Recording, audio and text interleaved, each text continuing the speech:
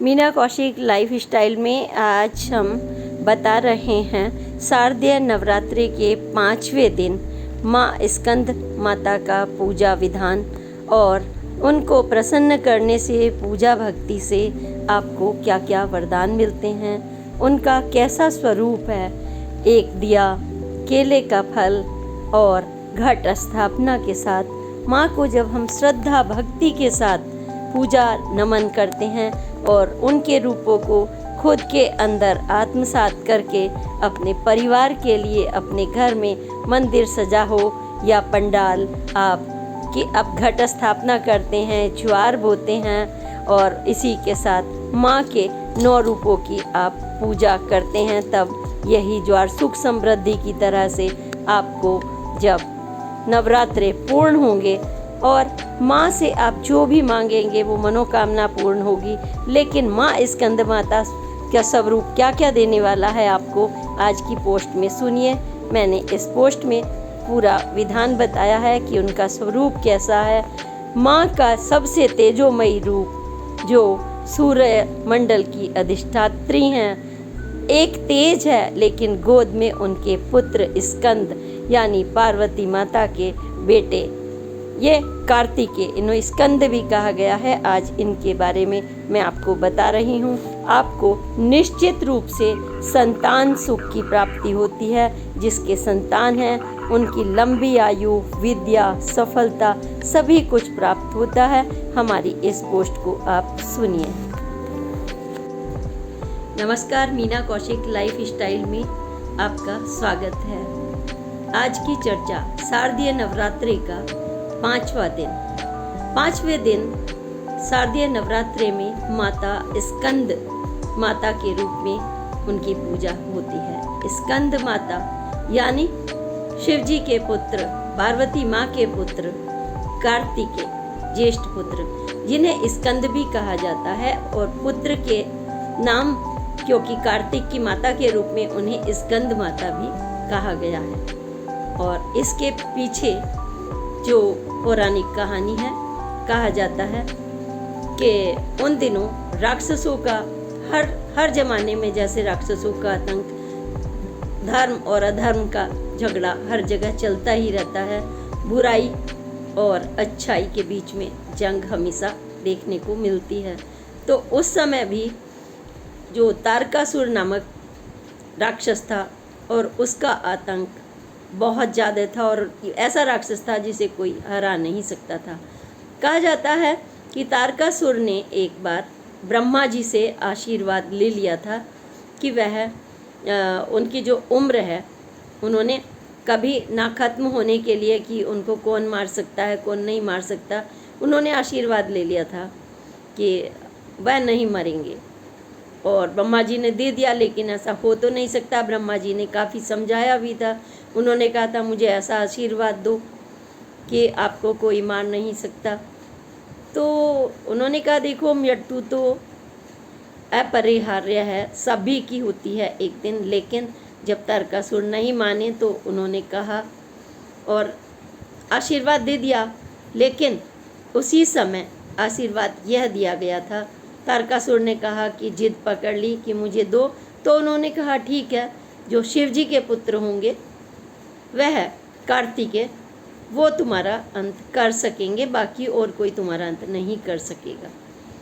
यानी कि उस समय ये जिस परिस्थितियों में दिया गया था आशीर्वाद, उनमें दिया गया था क्योंकि शिव जो थे उस समय एक सन्यास के रूप में माने जाने जा रहे थे। उनकी शादी भी नहीं हुई थी और ऐसा माना जा रहा था कि वो शादी नहीं करेंगे क्योंकि उनका मन इन क्रियाकलापों में, वैवाहिक उसमें नहीं लगता था। लेकिन हुआ कि तारकासुर धीरे धीरे बढ़ने लगा और उसकी दमन की जो प्रवृत्तियाँ थी वो बढ़ने लगी और राक्षस का आतंक बहुत बढ़ने लगा। और इस बीच में उनकी शादी हो गई थी शिव जी की और उनके पुत्र हो गया कार्तिकेय यानी स्कंद। उनको स्कंद नाम से भी जाना जाता है क्योंकि मृत्यु तो होनी ही है। तारकासुर ये भूल गया था कि उसको मिला है कि कोई तो उन्हें मार सकता है, कौन मार सकता है? उन्होंने कहा था ठीक है, शिव जी के पुत्र मार सकते हैं, क्योंकि ऐसा लगा था उनको कि ये नहीं मुझे कोई नहीं मार पाएगा। ऐसा उन्होंने वरदान ब्रह्मा जी से मांग लिया कि शिव पुत्र ही बस मुझे मार सकते हैं, जिद करके। ठीक है, जिद से काम नहीं होता, क्योंकि सृष्टि के निर्माता भी कुछ ना कुछ अपना उनका नियम है, विधान है, और उसी के अनुरूप ये सृष्टि चलती है, प्रकृति का चक्र चलता है। अगर आप दमन करेंगे तो कोई भी दमनकारी शक्ति ज़्यादा दिनों तक जिंदा नहीं रह सकती, उसका एक ना एक दिन अंत होना ही है। और इसलिए, और जो धर्म का कार्य करते हैं वो प्रभु का, सृष्टि का अंश है। आत्मा अजर अमर होती है, वो कभी नहीं मरते, सिर्फ कपड़ा की तरह चोला बदलते हैं। ऐसा माना गया है सनातन संस्कृति में कि वो अजर अमर है, वो शिव का रूप है, भगवान का रूप है। खैर, तो अब चूँकि कार्तिकेय जी को मारना है, और ऐसे में जो माता स्कंद यानी पार्वती का स्कंद माता रूप, क्योंकि उनके बेटे कार्तिकेय हैं और स्कंद उनका नाम पड़ा था, तो उन्होंने अपने बेटे को इसके लिए प्रशिक्षित किया। स्कंद माता का रूप बहुत ज्ञानी महिला का, देवी का है, और उनके दोनों हाथों में पुष्प है, और पुष्प है दोनों कमल का पुष्प है, और उनकी गोद में कार्तिकेय जी हैं। और जब ममता का रूप होता है आदमी के, तो दोनों हाथ में पुष्प होना स्वाभाविक है, क्योंकि यह ममता का, स्नेह का प्रतीक है और ज्ञान का प्रतीक है। सारी एक माँ जो होती है, उसको वो ज्ञान, विज्ञान, धर्म, कर्म, निष्ठा, उद्योग, ये सब की वो स्कंद माता दात्री है। और जो स्कंद माता की पूजा कर लें भक्ति भाव के साथ, तो उनको आप विश्वास करिए, भक्ति भाव से, निष्ठा से आपने स्कंद माता का नाम लेकर इन नवरात्रों में 5वें दिन अगर अपनी संतान होने का सुख प्रभु से मांग लिया, तो निश्चित रूप से स्कंद माता आपकी इच्छा पूर्ति करेंगी, और जिनकी संतान है उनको लंबी आयु देंगी, उनको ज्ञान, विद्या, उद्योग, सौभाग्य, यानी कि माँ जो बच्चे के लिए चाहती है वो सब कुछ आपको मिलेगा। और क्या चाहिए एक महिला को, एक परिवार को। स्कंद माता का पूजा इसलिए बहुत ही महत्व की पूजा मानी जाती है। 5वें दिन, पहले दिन होती है माँ ब्रह्मचारिणी की, उसके बाद आपको पता है सबसे पहले होती है शैलपुत्री माता, फिर ब्रह्मचारिणी, फिर चंद्रघंटा, फिर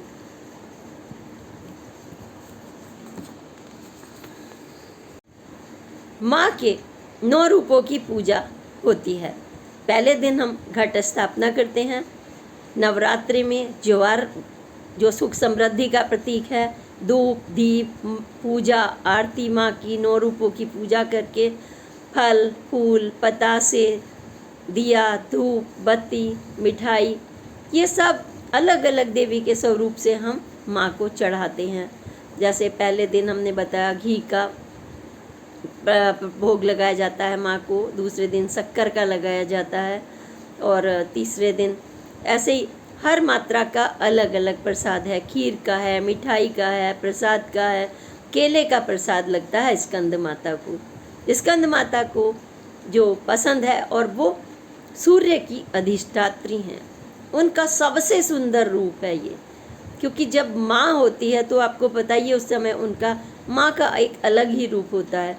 तो उनका जो श्वेत वस्त्र धारणी माता, हाथ में उनके गोद में बेबी, और दोनों हाथों में पुष्प, और उनके चेहरे से 10 दिशाओं को प्रकाशित करने वाली एक खास कांति होती है, जिसमें वह उद्योगशीला भी है, और जिसमें धर्म, कर्म, निष्ठा, ज्ञान, विज्ञान सभी कुछ उनके, मतलब वो विद्या की दात्री हैं। जब भी आप पूजा करते हैं स्कंद माता की, तो यह सब गुण ना सिर्फ आप ग्राह्य करेंगे, बल्कि आपको स्कंद माता से यह आशीर्वाद भी मिलेगा। क्योंकि जब भी हम कोई निष्ठा से मांग करते हैं प्रभु से, तो मांग यही करते हैं कि माँ अपना आशीर्वाद दे। बाकी दिल की बात तो माँ जानती है, अब छोटी छोटी चीज़ क्या मांगेंगे प्रभु से। जब हम उनका अंश हैं तो वो हर माता पिता अपने जो संतान है उनके सुख की ज़रूरतें जानती हैं, लेकिन फिर भी संतान का कर्तव्य हो जाता है और वो बच्चे की तरह जिद करता है, माँ मुझे यह चाहिए। तो ऐसे ही आप अपनी माँ को प्रसन्न करके उनसे जिद कर सकते हैं, अपने संतान सुख के लिए, लंबी आयु के लिए, सुंदर औलाद के लिए, नहीं है तो उसकी प्राप्ति के लिए माता आपको सौभाग्य देंगी। और ये पौराणिक कथाएं हमें समय समय पर हमारी अंतरात्मा को जगाने का भी कार्य करती हैं और आत्मविश्वास भी देती हैं। जब हमारे पास कुछ नहीं होता तो मान लीजिए मन टूटता है, सोचते हैं, मतलब आप किसी के पास जाएंगे, आपने और किसी ने दो बात कह दी तो आपको बुरा लग जाएगा। आपके पास पैसा नहीं है, आपको दरिद्र कह दिया, तो कहने वाला तो दरिद्र पहले हो गया क्योंकि उसने आपका अपमान किया, वो तो बचना ही नहीं है, वो तो दरिद्र हो ही जाएगा। आपके पास गाड़ी नहीं है, वो आपकी मजाक उड़ाएगा, जो मजाक उड़ा रहा है वो दरिद्र निश्चित रूप से हो जाएगा, कहीं ना कहीं उसको कष्ट मिलता है। लेकिन सबसे बड़ी बात यह है कि माँ सकारात्मक, प्रभु सकारात्मक सोच का बहुत ही सम्मान करते हैं और सकारात्मक से ही उनकी सृष्टि का सुंदर निर्माण हुआ है। इसलिए माता स्कंद माता आपको संतान सुख की प्राप्ति देंगी। संतान सुख के लिए आदमी क्या क्या नहीं करता, यह तो माता की पूजा है जो छोटे से खुश हो जाती हैं। आप केले का भोग लगाएंगे, मैं तो कह रही हूँ आप स्मरण मात्र से माता खुश हो जाती हैं। उनके सुंदर रूप का धारण करके आप माँ से कहिए कि बस मैं आपकी संतान हूँ और मुझे आप अपना आशीर्वाद दें। और माता को पद्यासना भी कहा जाता है क्योंकि वो कमल पर विराजमान रहती हैं। सवारी सिंह की है दुर्गा माँ की, अलग अलग रूपों में अगर हम बात करें, लेकिन कमल माँ का सबसे प्रिय है। और जब ज़रूरत पड़ती है गदा भी लेंगी, धनुष भी लेंगी, बाण भी लेंगी, विद्या भी लेंगी। स्त्री के अंदर क्या नहीं है। तो आपको महिलाओं से गुजारिश करूँगी, प्रार्थना करूँगी कि वह जब भी नवरात्रे रखती हैं, पूजा पाठ करती हैं, या पुरुष लोग पूजा पाठ करते हैं, पुरुष अपने घर की माँ, बहन, बेटी, अपने रिश्ते, मान मर्यादा, स्त्री का सम्मान करें जैसे हम देवी का करते हैं।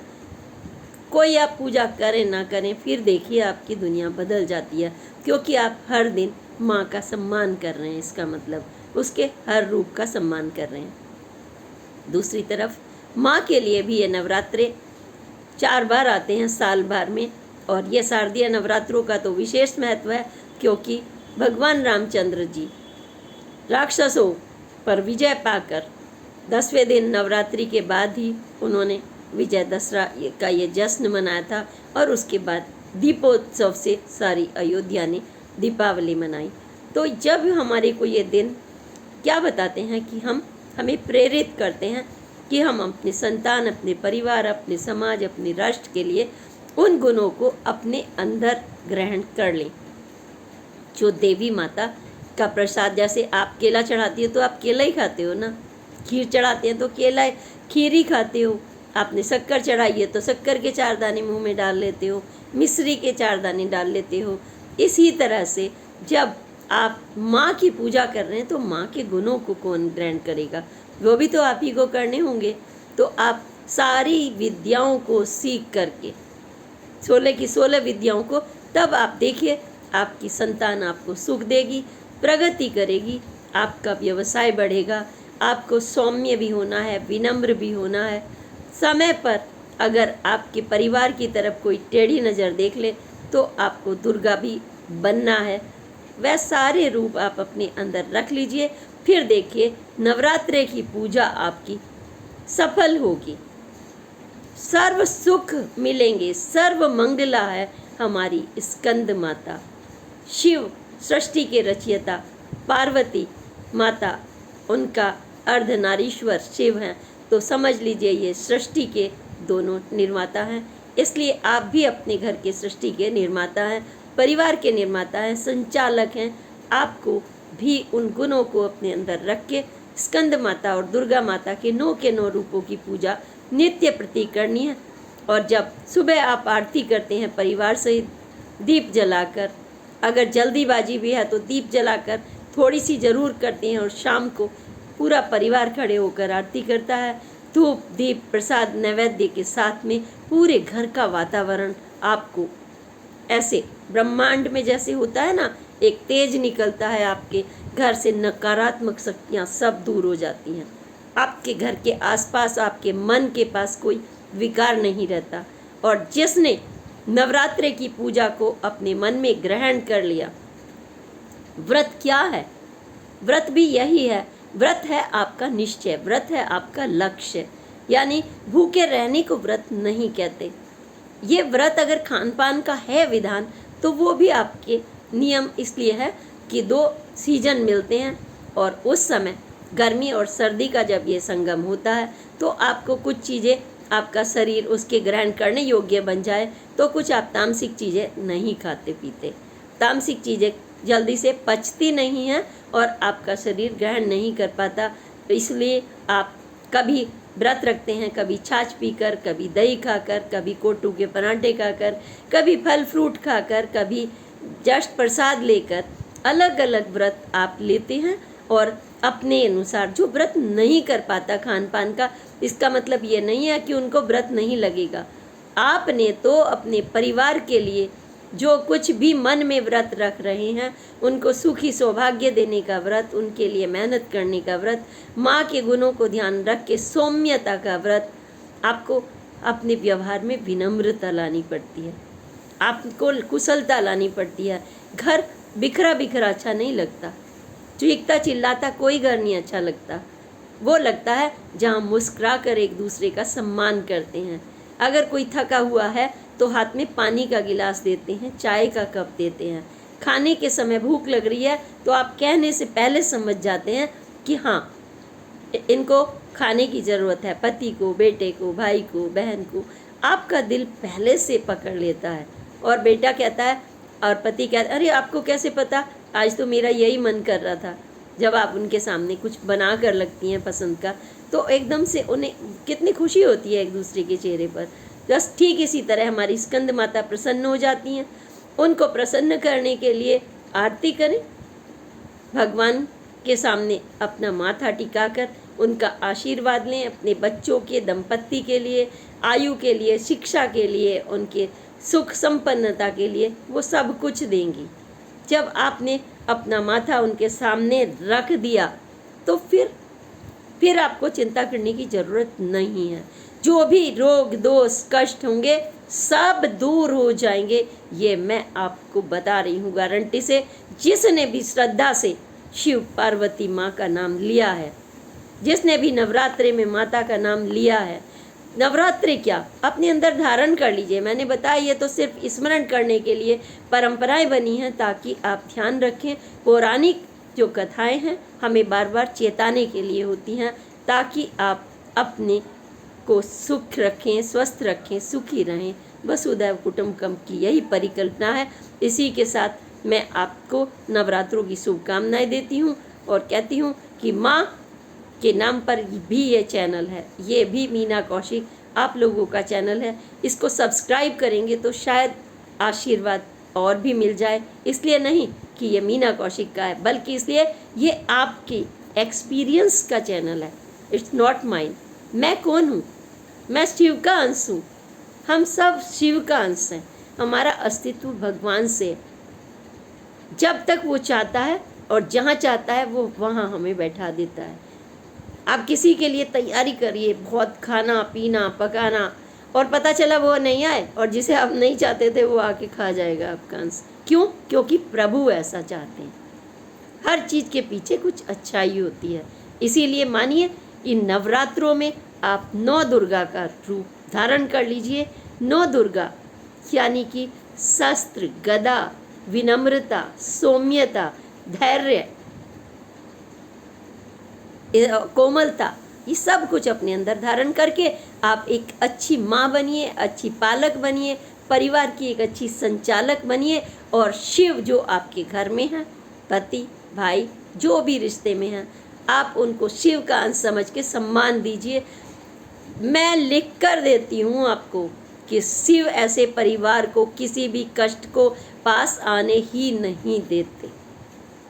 जैसे बारिश आती है, तूफान आता है, 1 मिनट में टल जाता है ना, लेकिन वो आप पर जब अपना हाथ रख दें तो आपको कोई कष्ट नहीं होता। वहाँ भी एक अंकुर फूटता है, बीज फूटता है, जो पेड़ गिरते हैं उसमें से भी छोटे छोटे बीज, एक अंकुर फूटता है जो आपकी भावनाओं का अंकुर है, कोमलता का अंकुर है, आपके प्यार का अंकुर है। और फिर से जब बीज अंकुरित होता है, यही सबसे बड़ा शक्ति और ऊर्जा का अंकुरन है। और जब सूर्य की अधिष्ठात्री हों स्कंद माता या दुर्गा माता के 8 रूप, वहाँ जो उनका तेज है वो यही तो बताता है कि नारी तुम सशक्त हो, तुम सबला हो। इसलिए नहीं कि अधिकार मांगने के लिए, इसलिए नहीं कि आप ये कहें इतना आरक्षण चाहिए, वो नहीं। No no no no no, आप खुद ले सकती हो, आपके अंदर ताकत है। मांग कर और छीन कर नहीं, बल्कि अपनी कर्म शक्ति से, अपनी विनम्रता से, भीख मांग कर नहीं, अपनी क्षमता रखिए। अगर आप लाइन में खड़ी रहेंगी और कहेंगे कि भाई कोई आपको दे जाए पद या व्यवसाय या कुछ, नहीं, ये तो मांगने से तो मांगना भला किसी का नहीं, किसी का भी मांगना अच्छा नहीं होता। स्वाभिमान मर गया तो कुछ नहीं बचेगा। सिर्फ मांग सकते हो किससे? अपनी माँ से, अपने पिता से। 2 ही ऐसे रिश्ते हैं, यानी शिव और पार्वती। आप जो भी मांगना है खुल के मांग लीजिए, अकेले में मांगिए या चिल्ला चिल्ला के मांगिए, वो तुम्हारे हैं, वो हमेशा आप, उनका द्वार हमेशा आपके लिए खुला है। इसी के साथ अगली पोस्ट तक के लिए मैं आपको प्रणाम करती हूँ। प्रणाम, जय हिंद, जय भारत।